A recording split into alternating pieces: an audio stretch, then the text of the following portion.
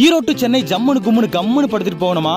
அப்ப நீங்க சூஸ் பண்ண வேண்டிய டிராவல்ஸ் கிறிஸ் பஸ் தாங்க. வெளிய இருந்து உள்ள வரைக்கும் கண்ணுக்கு இதமா அழகா கலர்ஃபுல்லா இருந்துச்சுங்க. வெளிய மட்டும் கண்ணுக்கு இதமா செஞ்சு வச்சிருப்பாங்கன்னு பார்த்தா உள்ள தரமா செஞ்சு வச்சிருக்காங்க. நல்லா செஞ்சு வச்சிருக்கீங்கடா.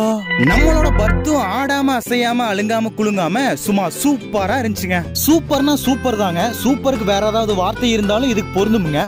பெட்டு கிட்ட எல்லாம் நல்லா தொட்டல்ல படுத்து ஆடிட்டு போற மாதிரி நல்லா இருந்துச்சுங்க. சார்ஜிங் போர்ட் ஒர்க் ஆச்சுங்க. தயவு செஞ்சு இதுல சார்ஜ் போடாதீங்க, வைரஸ் ஏறதுக்கு கண்டிப்பா வாய்ப்பு இருக்குங்க. ஏன்டா டுபாக்கூரு இந்த பஸ்ல குறைச்சலே இல்லையான்னு என்ன கேட்டீங்கன்னா குறைச்சல் இருக்குங்க. லைட் எரியலைங்க. நான் ஒருத்த மட்டும் இருந்ததுனால தரமணியில் விடுறதுக்கு பதிலாக வேளச்சேரியில விட்டாங்க. இது மாதிரி ஒரு சில குறை இருந்துச்சுங்க. குறைய பார்த்தா அது குறைதாங்க.